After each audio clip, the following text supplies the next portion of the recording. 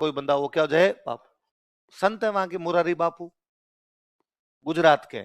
आसाराम जी ठीक है, पकड़ लिए गए, नाम में तो उनके भी क्या लगा था भाई, जब तक नहीं पकड़े व्यवस्था। राजा कहता हुआ मैं करूंगा, इनकी चिंता ऋषि को करने की आवश्यकता नहीं। इसलिए वो आप किताबों में पढ़ लेते हैं कि हरित ऋषि की गायें चराता था। 112 ईस्वी, कौन सा सन था? 712 ईस्वी। उस सेनापति का नाम था मोहम्मद बिन कासिम। राजस्थान में जो सबसे बड़ा किला था वो कौन सा था अपना? चित्तौड़गढ़। कौन सा था? इसलिए पक्का था कि अब सिंध से मुसलमान किधर आने का प्रयास करे, मामे को हटा और तू चित्तौड़ पर कब्जा कर ले, ताकि उधर से मुसलमानों का हमला हो तो तू बचा सके चित्तौड़ को, वरना चित्तौड़ अपने हाथ से निकलेगा। मां जिस मुकाम तक पहुंच, ये थोड़ी आप बेटे बेटे को मैं पढ़ा था 18 घंटे तब जाके सिलेक्शन हुआ, ऐसे नहीं होता भाई सब सिलेक्शन। नाम हमने लिखा बापा रावल, मैं कह रहा हूं वास्तविक नाम क्या था? कल। राजा के लिए अलग अलग शब्दों का प्रयोग किया जाता है। एक वर्ड है राजा, राजा के लिए अलग अलग जगह अलग अलग शब्द होते हैं। जैसे आप कहोगे अंग्रेजी में राजा कोई बोलते हैं किंग, जर्मन जो थे इसी को बोलते थे काइजर।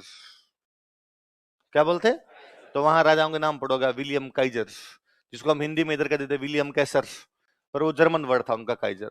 ऐसा कैसा आपके कोई रसिया वाले थे, वो राजा को बोलते जार। क्या बोलते?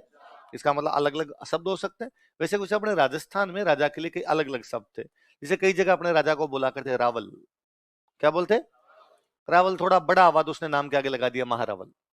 छोटा राज्य था तब रावल, थोड़ा राज्य का विस्तार हुआ तो उसी ने क्या लगा दिया? महारावल।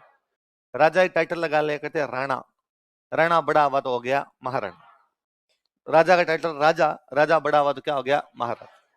राजा टाइटल राव, क्या टाइटल है? राव, राव बड़ा हुआ तो हो गया महाराव।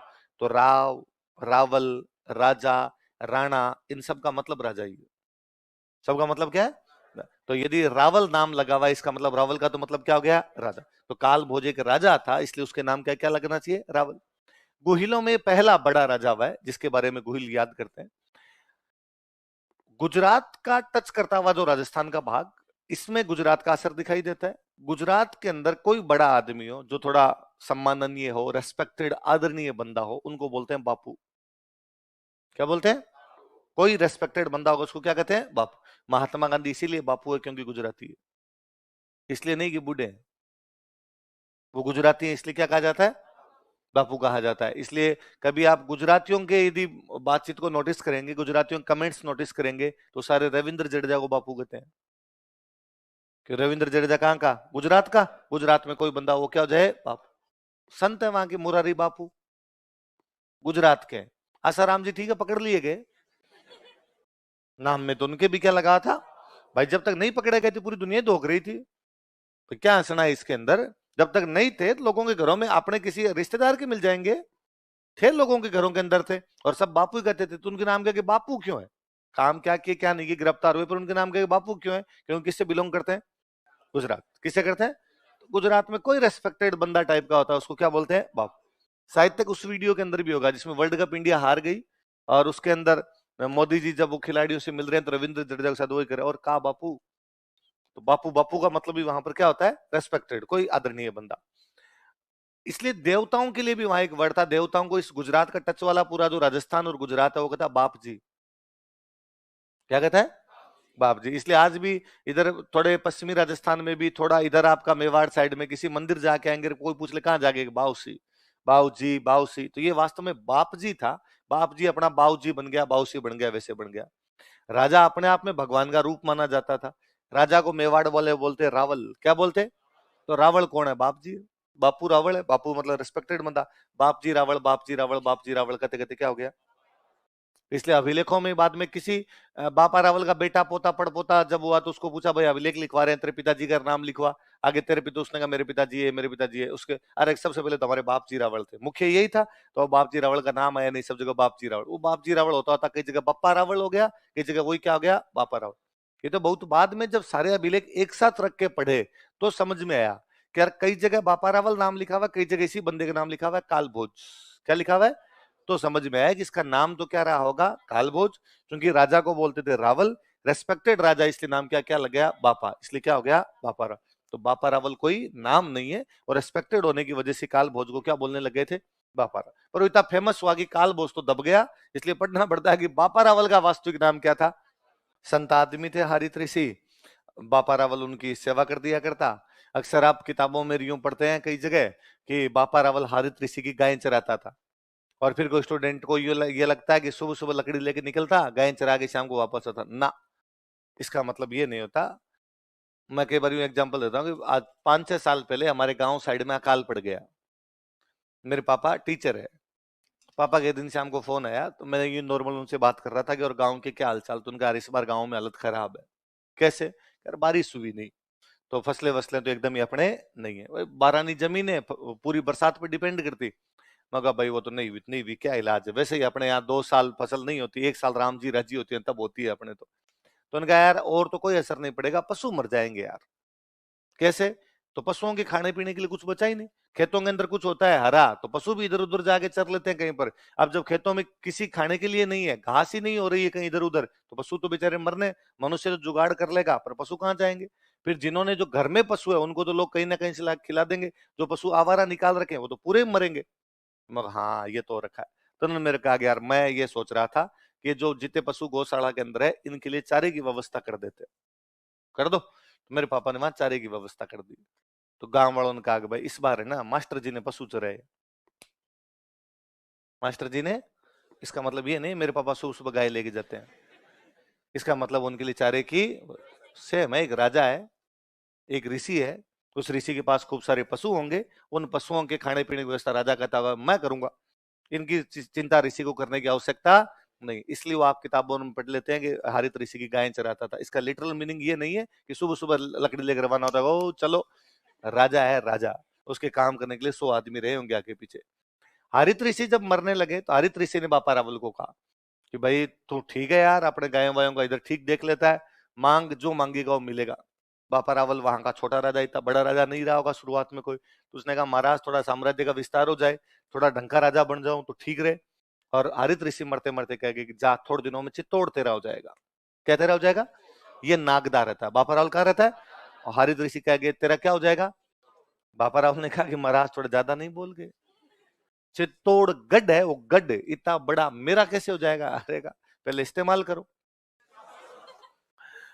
चमत्कार को नमस्कार है। उन दिनों जो चित्तौड़ में राजा राज कर रहा था वो बड़ा कमजोर राजा है और उसकी पार नहीं पड़ रही। ये वो समय है जब मुसलमान भारत पर कब्जा कर चुके थे। भारत की एक टेरिटरी पर उनका कब्जा हुआ था, सिंध। कहां पर? मुसलमानों ने भारत में पहले किसी जगह पर सबसे पहले कब्जा किया, तो जगह कौन सी थी? सिंध। वो सन था 712 ईस्वी। कौन सा सन था? 712 ईस्वी। उस सेनापति का नाम था मोहम्मद बिन कासिम। क्या नाम था? मोहम्मद बिन कासिम। कहां कब्जा कर चुका था? सिंध। सिंध पाकिस्तान में ठीक राजस्थान के बराबर में। इसलिए जब सिंध पे मुसलमानों का कब्जा हुआ तो स्वाभाविक बात थी अगला हमला राजस्थान पे होगा। और उन दिनों राजस्थान में जो सबसे बड़ा किला था वो कौन सा था? अपना चित्तौड़गढ़। कौन सा था? इसलिए पक्का था कि अब सिंध से मुसलमान किधर आने का प्रयास करेंगे? चित्तौड़गढ़। और चित्तौड़गढ़ का राजा शक्तिशाली नहीं है। उस राजा का भांजा है बापा रावल। वो जो राजा उसका भांजा कौन है? भाई बापा रावल राजा है तो किसी राजा के साथ रिश्तेदारी हो रखी होगी, तो उस राजा का भांजा है।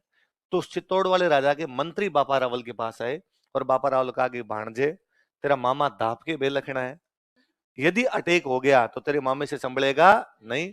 तू थोड़ा शक्तिशाली है, तू चित्तौड़ चल, तेरे मामे को हटा और तू चित्तौड़ पर कब्जा कर ले, ताकि उधर से मुसलमानों का हमला हो तो तू बचा सके चित्तौड़ को, वरना चित्तौड़ अपने हाथ से निकलेगा। नहीं तेरे मामे के पास रहेगा, तेरे पास भी नहीं रहेगा, वरना तू तो कब्जा कर, हम तेरे अंडर में आने के लिए तैयार है। बापा रावल नागदा से जाता है चित्तौड़। कहां जाता है? अपने मामा जी को हटाता है और मामा जी को हटा के वहां पे कब्जा कर लेता है। मामा जी है मानमोरिये। मामा जी का नाम क्या है? क्या नाम है? मानमोरिये। कहां का राजा है? कहां का राजा है?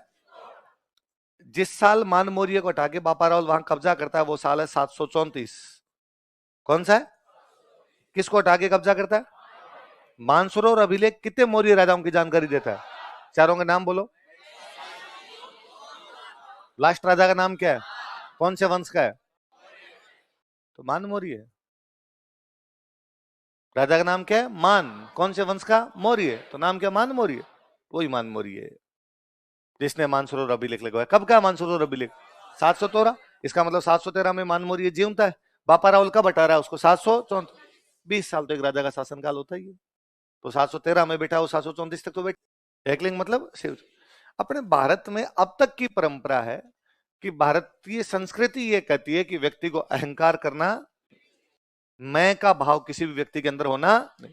और यदि कोई व्यक्ति ज्यादा करता है कि मैंने ये कर दिया, मैंने ये कर दिया, तो अपने को चिढ़ होती है, कौफ्त होती है। कोई अपना दोस्त भी आसपास करता है कि मैं ये कर दूंगा, मैं ये कर दूंगा, घमंडी है, भयंकर घमंड है। इसलिए कभी भी आदमी अपने किसी भी चीज को अपने ऊपर लेता नहीं। हम कोई भी अच्छा बुरा काम हो, हम उसको किस पे डाल देते हैं कि करने वाला कौन है, भगवान। तो अपने तमाम राजा भी यही मानते थे। अपने तमाम राजा कभी ये नहीं कहते मैं राजा हूं, मैं ये कर सकता हूं, मैं वो कर सकता हूं। अपने सब राजा ये कहते करने वाला तो कौन है, भगवान। हम तो निमित्त मात्र हैं, हम तो साधन है, हमसे काम करवाया जा रहा है। तो अपने राजा जो थे वो हमेशा ये कहते कि हम तो भगवान के प्रधानमंत्री हैं। क्या है, भगवान के राजा तो वो है, हम हमें तो उसने काम दे रखा है, मंत्री बना रखे हैं अलग अलग, उनमें एक मुझे ज्यादा काम दे रखा है, मैं उसका प्रधानमंत्री हो गया और मैं उसकी तरफ से शासन देखता हूँ। इसलिए बापा रावल ने भी ये कहा कि जो कुछ मैं चित्तौड़ पर कब्जा कर रहा हूं, मैं बोले नागदा में राज कर रहा हूं, ये एकलिंग जी की कृपा से कर रहा हूं। किसी कृपा से? तो मैं एकलिंग जी का प्रधानमंत्री हूँ। किसका प्रधानमंत्री हूँ? और प्रधानमंत्री को अपने आप बोलते दीवान। क्या बोला करते प्रधानमंत्री, क्या बोलते? तो बापा रावल ने खुद को किसका दीवान बताया? किसका? इसके बाद में बापा रावल के बाद मेवाड़ में जितने राजा हुए वो भी खुद को किसका दीवान बताते? तो मेवाड़ के राजा कभी नहीं कहते कि हम राजा को जाकर पूछा तुम यहाँ के राजा हो, नहीं साहब हमारी कहाँ औकात है। राजा तो कौन है? साक्षात भगवान शिव, नीलकंठ महादेव एकलिंग जी खुद राजा है, हम तो उनके क्या है, केवल दीवान। तो कोई पूछे, परंपरा अपने पूरे राजस्थान में थी कि कोई बीकानेर के किसी राजा से जाके पूछता कि यार आप यहाँ के राजा हो गया, वो कहते नहीं भाई, राजा लक्ष्मीनाथ जी। राजा कौन है? तो तुम कौन हो? तो मैं तो उसका क्या हूँ, दीवान। कोई सिरोही के राजा से जाके पूछता यार तुम तो पक्के राजा दिखते होंगे, नहीं नहीं, राजा सारणेश्वर महादेव है। कौन है? तो तुम कौन हो? तो मैं तो यहाँ का।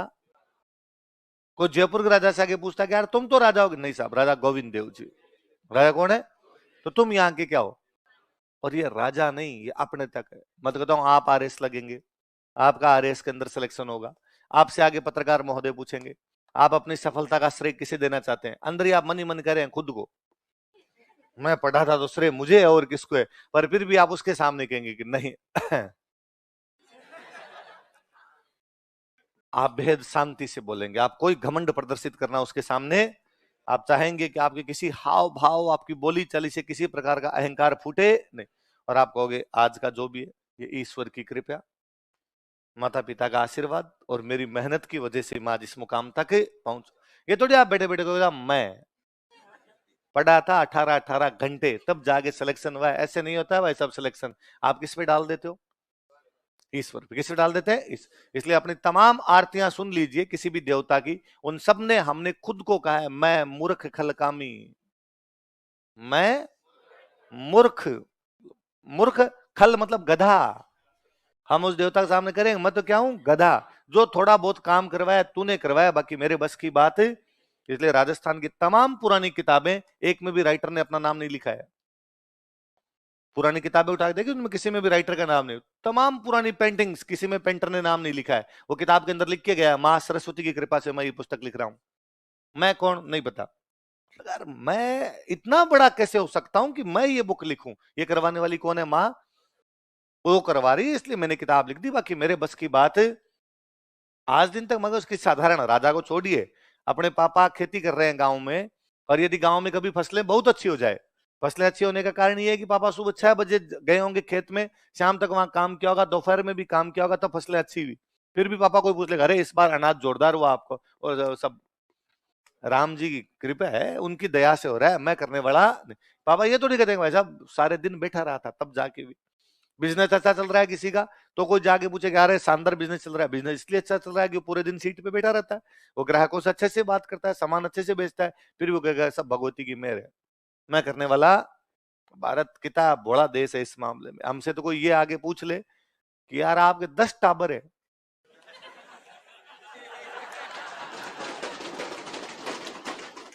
हमने भाई साहब बायोलॉजी को फ्लॉप कर दिया है। तो एक्स गुणसूत्र वाई गुणसूत्र नाम की कोई चीज, जो कुछ है वो। चित्तौड़ पे कब्जा किया था बापा रावल ने, कहां कब्जा किया? चित्तौड़। चित्तौड़ में सूर्य मंदिर बनवाया था। क्या बनवाया? तो जब बापा रावल ने बनाया तब तो सूर्य भगवान की मूर्ति रखी होगी। बाद में चित्तौड़ पर इतने अधिक हमले हुए कि किसी आक्रमणकारी ने वो सूर्य भगवान की मूर्ति तोड़ दी। तो उस समय जो लोग थे उन्होंने इसके अंदर लाके कालिका माता की मूर्ति रख दी। किसकी रख दी? तो अब यदि आप चित्तौड़ के किले में जाएंगे तो कालिका माता का मंदिर है। किसका है? पर उस कालिका माता मंदिर के लिए कहा जाता है किसी टाइम में किसका मंदिर था, सूर्य का, और बनाने वाला कौन था, बापा रावल। हम कहते हैं कि गोहिल वंश का पहला जो बड़ा राजा हुआ था वो था बापा रावल। तो अपने जो पूछे यार तुम्हारे पास ऐसा क्या एग्जाम्पल है कि बड़ा था, पहले वाले बड़े नहीं थे, तो हम कहते हैं बापा रावल से पहले किसी भी राजा के हमें सोने के सिक्के नहीं मिलते। क्या नहीं मिलते? पहली बार मेवाड़ में गोहिलों में किसी राजा के सोने के सिक्के मिले तो राजा कौन है, सोने के सिक्के चला रहा है, इसका मतलब राजा बड़ा है। पहले वाले इतने संसाधन संपन्न नहीं रहे। बापा रावल को लोग चित्तौड़ क्यों लेके गए थे? मैंने अभी कहानी बताई, बापा रावल को चित्तौड़ क्यों लेके गए थे? चित्तौड़ की रक्षा के लिए। चित्तौड़ की रक्षा किससे करनी है? मुसलमान आक्रमणकारी आ रखे उनसे, उन्होंने कहां कब्जा कर रखा है? सिंध। कहां कर रखा है? उन दिनों मुसलमानों का जो सबसे बड़ा अड्डा इंडिया के पास पड़ता था वो था अफगानिस्तान में गजनी। कौन सा था? तो ये ज्यादातर जो अटैक हो रहे थे किस साइड से हो रहे थे? गजनी। तो गजनी वाली एक टीम इधर आपने इधर कब्जा कर गई, मान लो आपके सिंध की तरफ कब्जा कर गई, अब उनके आने की संभावना किधर है? चित्तौड़। तो बापा रावल को लगा कि जब तक हम गजनी वालों को हराएंगे नहीं तब तक खतरा हमेशा मंडराता रहेगा। इधर छुटपुट अटैक होने शुरू हुए थे। बापा रावल यहाँ से उनको हराना शुरू करता है, गजनी तक छोड़ के आता है। कहां तक छोड़ के आता है? वो गजनी के राजा को चेंज कर देता है, गजनी के राजा को हटाता है। गजनी का राजा था सलीम। कौन था?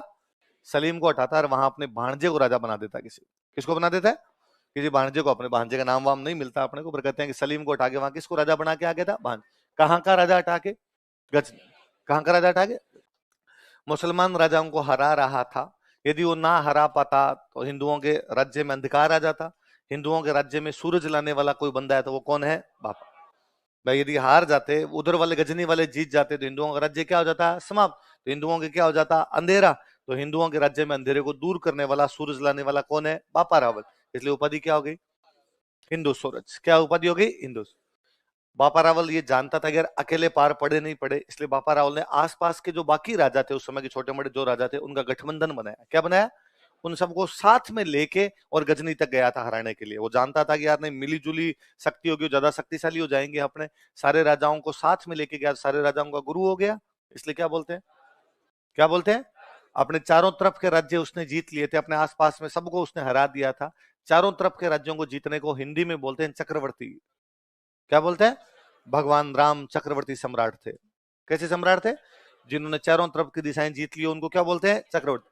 तो मेरे को याद है, हम छोटे थे तब दादाजी ने कहानी सुनाया करते, तब कहते कि भगवान राम चकवे राजा। भगवान राम कैसे राजा थे? चकवे का मतलब जिन्होंने चारों तरफ की जमीन जीत ली। वैसे वैसे बापा रावल चारों तरफ की जमीन जीत गए, इसलिए क्या बोलते हैं? आ गया। तो ये हिंदी में होता तो क्या होता? चक्रवर्ती। ये अपने राजस्थानी, इसलिए क्या हो गया? चकवे। तो क्या क्या उपाधियां हुई बताओ? हिंदू सूरज। मुसलमान राजाओं को हरा रहा है इसलिए हिंदू सूरज। राजाओं का गठबंधन बना रहा है इसलिए राजगुरु। चारों दिशाएं जीत लेता है इसलिए।